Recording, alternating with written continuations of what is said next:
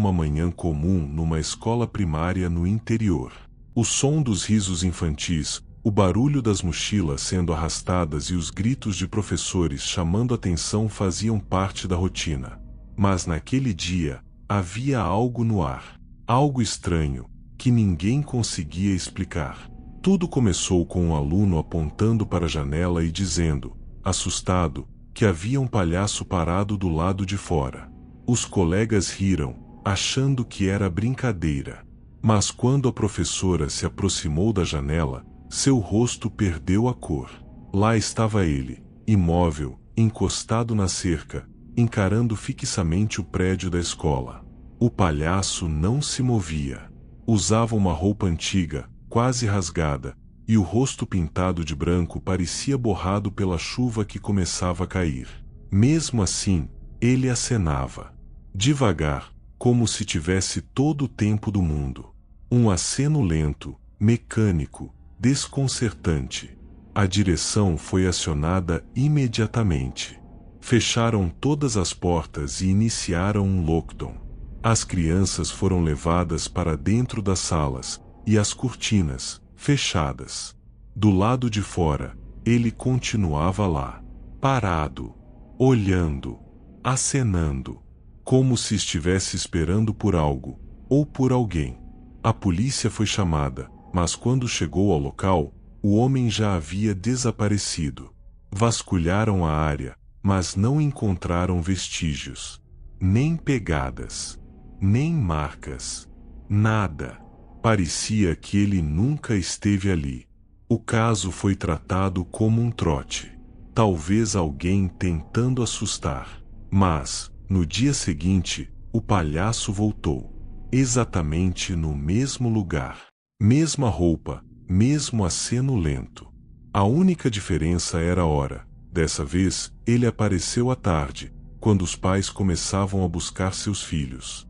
Alguns pais o viram e ficaram assustados. Uma mãe chegou a gritar, chamando a atenção de todos. Novamente, a escola entrou em lockdown. A tensão era maior dessa vez, pois agora os adultos também confirmavam o que antes parecia imaginação de criança. O homem foi embora antes da polícia chegar, mas uma câmera de segurança conseguiu registrá-lo. As imagens mostravam claramente o palhaço encarando a escola, imóvel por quase meia hora, antes de se virar e sumir por entre as árvores que cercavam o pátio. O vídeo viralizou. A cidade entrou em alerta. Ninguém sabia se era uma brincadeira de mau gosto ou algo mais sério. A direção da escola contratou segurança particular. Por alguns dias, nada aconteceu. As crianças voltaram a brincar no recreio, mas sempre olhando em direção às árvores. Algumas se recusavam a sair da sala. Outras desenhavam palhaços durante a aula, sempre com o mesmo olhar vazio e gesto mecânico. Algo naquele aceno parecia ter ficado grudado na mente delas, como uma presença invisível que não queria ir embora. Na semana seguinte, o palhaço apareceu de novo. Mas dessa vez, ele não estava no chão. Estava no alto de uma árvore, com o corpo dobrado, pendurado como um macaco. As folhas encobriam parte da sua figura, mas os olhos pintados se destacavam entre os galhos. Ele observava as crianças como um predador silencioso. Uma professora viu a cena e começou a gritar desesperadamente. As crianças correram para dentro. Alguns alunos juram que o viram descer da árvore com movimentos estranhos, quase como se não tivesse ossos. A polícia foi chamada mais uma vez. Vasculharam as árvores, usaram cães farejadores, mas novamente não encontraram nada. Nenhuma pegada, nenhum fio de roupa, nenhuma pista. Era como se ele evaporasse no ar. Um policial chegou a dizer que nunca viu nada igual. As autoridades começaram a tratar o caso com mais seriedade. Algumas mães cogitaram transferir os filhos de escola, mas outros achavam que se tratava apenas de uma brincadeira mal elaborada. Mesmo assim, ninguém podia negar, algo muito errado estava acontecendo. Um detalhe curioso chamou a atenção dos investigadores. Todas as aparições ocorriam na mesma data do ano anterior, quando um ex-funcionário da escola, que havia sido demitido por comportamento estranho, desapareceu misteriosamente. Ele era palhaço em festas infantis nas horas vagas, mas após sua demissão, ninguém mais o viu. Os boatos começaram a se espalhar. Alguns diziam que ele havia morrido e voltado para se vingar. Outros acreditavam que ele nunca tinha saído da escola, que vivia ali, escondido em algum porão esquecido. Os corredores começaram a ficar mais silenciosos. Professores evitavam comentar o assunto, mas não conseguiam esconder o nervosismo. As crianças faziam perguntas. Algumas diziam ter sonhado com um palhaço, que entrava pela janela e ficava parado no canto do quarto. Outras afirmavam escutar risadas finas durante a noite. A direção instalou mais câmeras, mas isso não impediu a sensação crescente de medo. O palhaço agora era uma sombra constante, mesmo quando não estava visível. Certa noite, um segurança viu o palhaço nos fundos da escola, perto do antigo galpão de materiais. Ele tentou se aproximar, mas tropeçou e caiu. Quando se levantou, o homem havia sumido novamente. No entanto, no chão, havia uma pequena boneca de pano. A boneca estava com o rosto pintado como um palhaço. No bolso, um bilhete escrito à mão: "Você está me vendo agora." A polícia recolheu o objeto para análise, mas não encontrou impressões digitais. A escrita não bate com ninguém do banco de dados. As aulas começaram a ter faltas recorrentes. Alguns alunos não conseguiam dormir e desenvolviam ansiedade. A escola chamou psicólogos, mas os relatos se repetiam: pesadelos com o palhaço, visões rápidas no espelho do banheiro, sussurros no pátio vazio. A história saiu nos jornais locais, e a repercussão foi tão grande que um grupo de caçadores de fantasmas pediu autorização para passar uma noite dentro da escola. Mas, misteriosamente, as câmeras deles falharam durante a madrugada inteira. Ao amanhecer, só havia ruídos estranhos gravados. Durante uma aula, uma menina apontou para o teto e começou a chorar desesperadamente. "Ele está ali!" gritava, tremendo. A professora olhou, mas não viu nada. A menina foi levada à enfermaria e depois para casa. À noite, desenhou o palhaço em uma folha, com detalhes que só quem o viu de perto poderia conhecer. Sua mãe, assustada, ligou para a escola no dia seguinte e pediu transferência imediata. O medo se espalhava como um vírus. Mesmo os mais céticos começaram a admitir que algo estava fora do normal. Alguns alunos relataram ver o palhaço do lado de fora do ônibus escolar. Ele ficava no mesmo ponto, toda semana, só olhando. Um menino chegou a afirmar que o palhaço sorriu para ele e fez um gesto com o dedo na boca, pedindo silêncio. O garoto ficou dias sem falar. A mãe, desesperada, jurava que o filho nunca havia ficado daquele jeito. Os médicos diziam que era um trauma psicológico, mas nenhum tratamento parecia surtir efeito.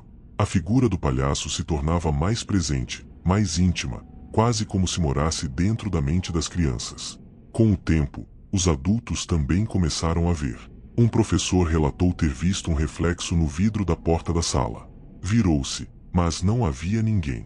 O reflexo continuava lá. Outro funcionário escutava passos durante a madrugada, enquanto revisava documentos. Um zelador se demitiu depois de encontrar balões vermelhos presos no espelho do banheiro dos meninos, todos com rostos pintados. Cada rosto era diferente, mas os olhos eram sempre os mesmos. Olhos vazios, escuros e sorridentes. As aparições continuavam, sempre imprevisíveis. Nunca invadindo fisicamente a escola, mas se mantendo à margem, como se soubesse o exato limite de onde podia ir. Alguns diziam que era um ser humano com distúrbios. Outros, que era algo muito além. Uma presença, talvez um espírito, talvez algo que nasceu do próprio medo coletivo. Mas todos, absolutamente todos, sabiam de uma coisa: o palhaço sempre voltava. E sempre, Sempre acenava, como se estivesse esperando por alguém que ainda não chegou.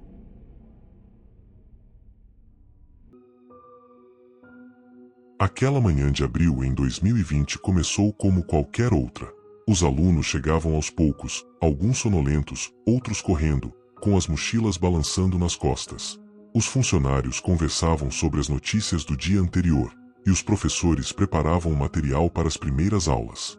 A escola ficava num bairro tranquilo, de classe média, onde todos pareciam conhecer todos. Era raro que estranhos circulassem ali, e mais raro ainda alguém desconhecido tentar entrar. Mas naquela manhã, um homem apareceu na portaria, com uma expressão serena e um papel dobrado na mão. Ele se apresentou como pai de uma aluna da 5ª série. Disse que havia acontecido uma emergência familiar e que precisava levá-la imediatamente.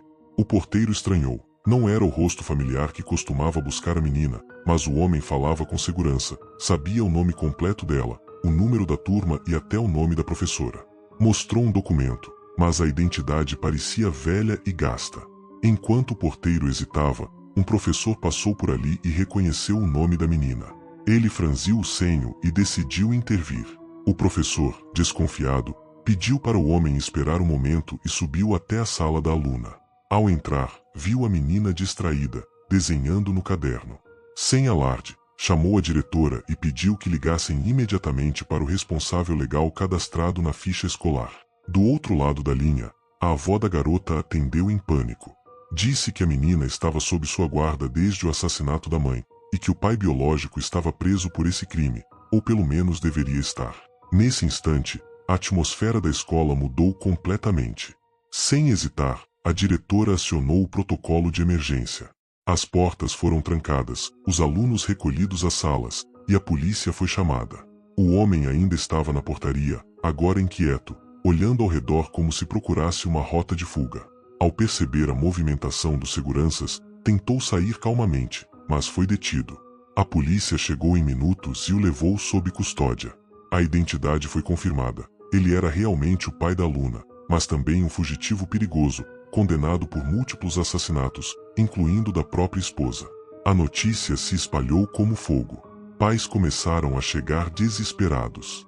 Algumas crianças choravam sem entender o que estava acontecendo. Outras observavam tudo em silêncio, sentindo a tensão no ar. O professor que identificou a situação foi considerado herói, mas ele mesmo parecia abalado.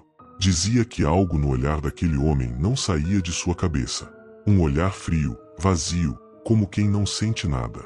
Mais tarde, descobriu-se que o homem havia escapado de uma prisão federal 2 meses antes, durante uma transferência mal documentada.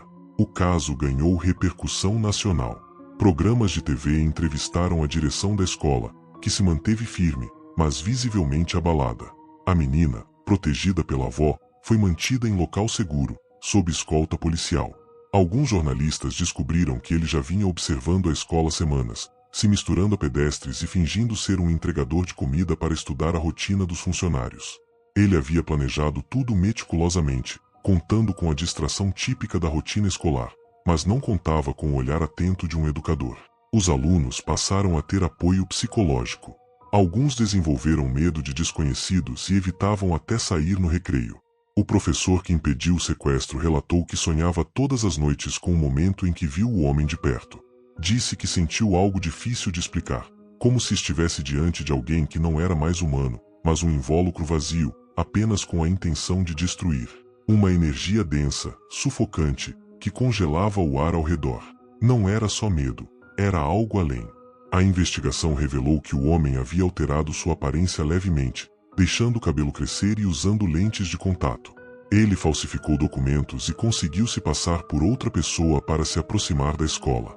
Um detalhe arrepiante surgiu. Em sua mochila, foi encontrado um mapa desenhado à mão com rotas de fuga, horários de saída dos alunos, pontos cegos das câmeras e até nomes de funcionários.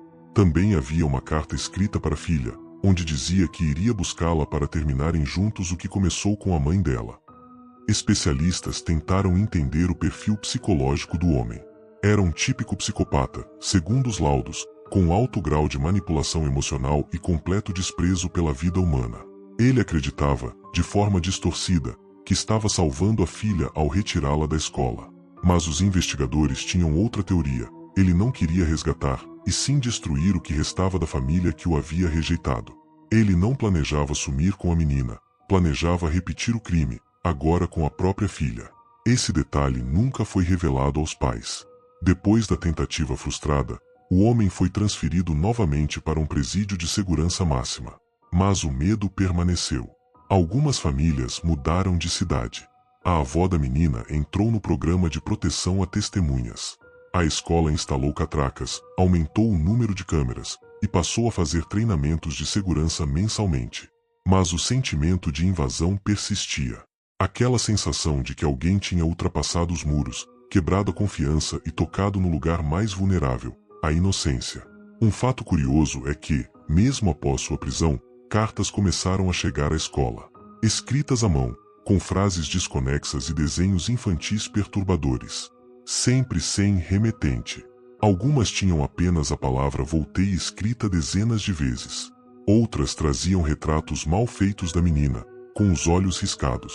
A polícia investigou, mas nunca conseguiu rastrear quem enviava. Suspeitava-se de cúmplices ou admiradores do criminoso. O mais inquietante era que as cartas chegavam em datas específicas, sempre no aniversário da morte da mãe da menina. O impacto psicológico foi tão forte que muitos professores pediram afastamento. O professor que salvou a menina entrou em licença médica e passou a fazer terapia intensiva. Em uma entrevista confidencial, revelou que às vezes sentia como se o homem ainda estivesse por perto. Disse que, certa noite, encontrou um pedaço da carta da mochila no para-brisa do seu carro, mesmo sem nunca ter falado publicamente sobre o conteúdo. Esse detalhe fez a polícia reabrir parte da investigação, mas novamente, nenhuma prova concreta apareceu. Anos depois, a escola ainda evita falar sobre o caso. Não há registros visíveis no site, nem murais comemorativos sobre o professor herói. Tudo parece ter sido apagado. Mas entre os alunos antigos, a história ainda vive. Alguns dizem que o espírito da mãe da menina protege a escola. Outros juram que viram o homem parado do outro lado da rua, apenas observando, mesmo após sua prisão. A linha entre o real e o imaginário começou a se misturar. E talvez, de alguma forma, isso seja ainda mais assustador. Há algo nesse tipo de história que gruda na mente das pessoas. Não é só o ato violento ou a tentativa de sequestro. É a ideia de que alguém pode planejar tudo em silêncio, observando distância, esperando o momento certo para agir. É o medo de que o mal se disfarce de gente comum. Que sorria, que fale calmo, que saiba nomes e rostos. É isso que assusta, a noção de que ninguém é totalmente previsível. Que o perigo pode estar onde a gente menos espera, e que, às vezes, o monstro já passou pela nossa porta.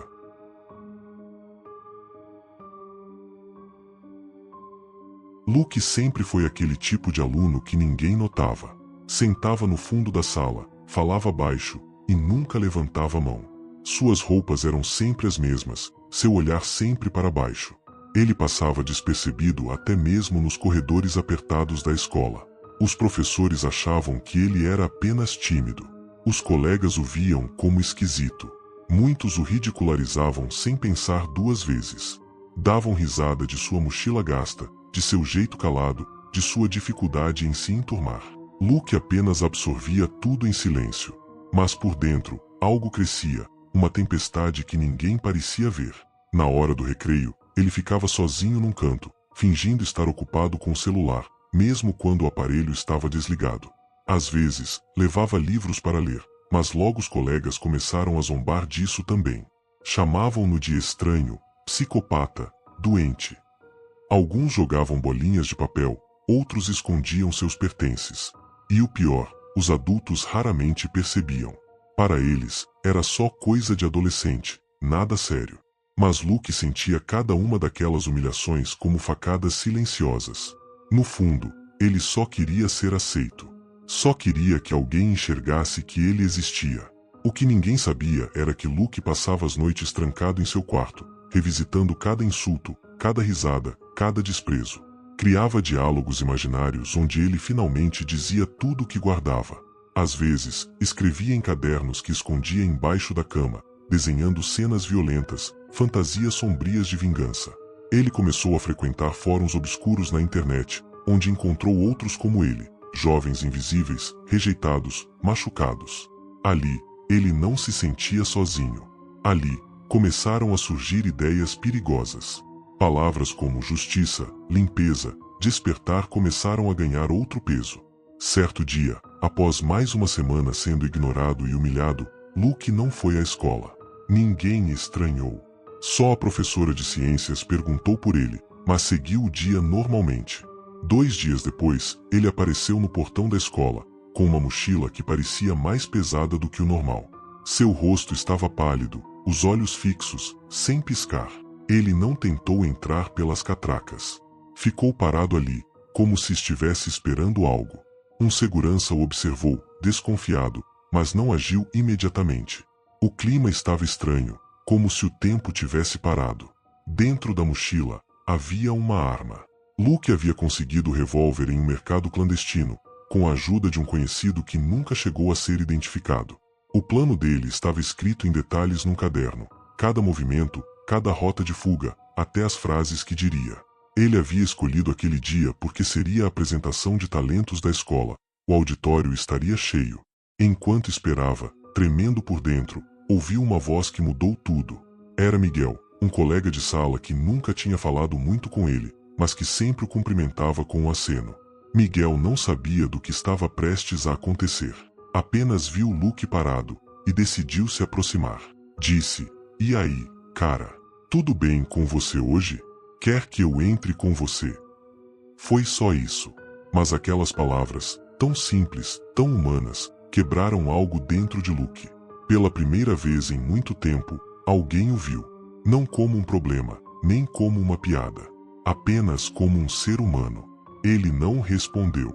Baixou a cabeça, virou as costas e saiu andando devagar. Largou a mochila perto de uma lixeira e desapareceu antes que alguém notasse. Horas depois, um funcionário encontrou a mochila.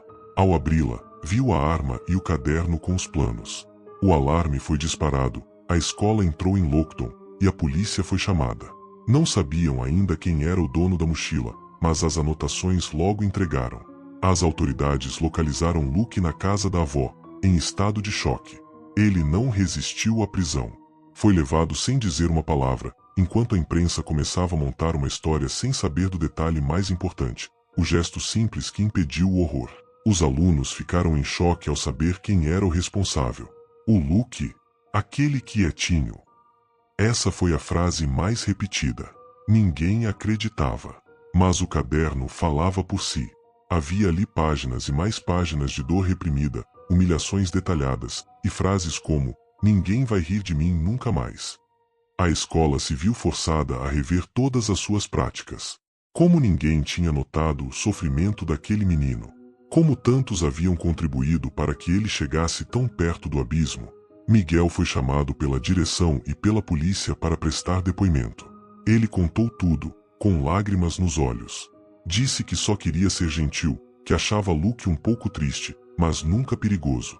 Os policiais disseram que aquele simples cumprimento pode ter salvado dezenas de vidas. Miguel não sabia como reagir. Sentia-se ao mesmo tempo um herói e um sobrevivente de algo que não chegou a acontecer. Passou a ter pesadelos. Sentia culpa por todos os dias em que também riu, mesmo sem querer, de alguma piada feita às custas de Luke. O caso virou pauta nacional. Reportagens discutiam os efeitos do bullying, a responsabilidade da escola e o perigo dos fóruns de ódio online. Psicólogos foram convidados a dar entrevistas. Especialistas em comportamento juvenil tentavam explicar como um jovem aparentemente inofensivo podia estar a ponto de cometer algo tão extremo. Mas para quem conhecia Luke, nada fazia sentido. Ele era só um menino calado, que ninguém se preocupava em ouvir. E foi justamente isso que o levou tão longe na escuridão. A escola instalou detectores de metais. Criou grupos de escuta e oficinas de empatia. Mas muitos sabiam que aquilo era apenas reação ao susto. A ferida mais profunda estava em perceber que tudo poderia ter sido evitado muito antes, com atitudes simples.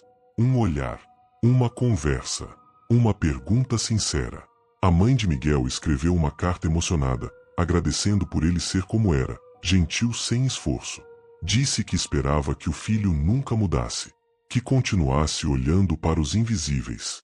Luke foi internado em uma instituição psiquiátrica, onde passou por longos períodos de silêncio absoluto. Com o tempo, começou a escrever novamente. Cartas para ele mesmo, segundo os médicos. Dizia estar tentando entender como chegou tão perto de algo tão monstruoso. Em uma delas, escreveu: "Talvez se tivessem me ouvido antes, eu não teria gritado daquele jeito." Essa carta vazou na internet e virou símbolo de campanhas contra o bullying. Muitos compartilharam com a legenda: "Escute antes que alguém exploda por dentro." Alguns alunos que zombavam de Luke disseram, arrependidos, que não sabiam o quanto ele sofria. Outros desapareceram das redes sociais, com medo de serem responsabilizados. Miguel, por sua vez, virou palestrante em eventos escolares, falando sobre empatia. Mas sempre dizia que não se considerava herói. "Eu só tratei ele como eu gostaria de ser tratado se estivesse no lugar dele", repetia. Sua história virou documentário. Mas mesmo com tudo isso, a lembrança daquela manhã ainda pairava no ar, como uma sombra persistente. E assim, Luke virou símbolo de um grito silencioso que muitos jovens carregam dentro de si. Não é sobre violência, nem sobre castigo. É sobre o que acontece quando alguém passa tempo demais sendo ignorado. Quando o mundo se cala diante da dor de alguém. Quando o afeto se torna exceção e não regra. É sobre como um simples gesto pode salvar tudo, ou a falta dele pode destruir. E talvez o mais assustador seja isso: o quanto tudo poderia ter sido evitado.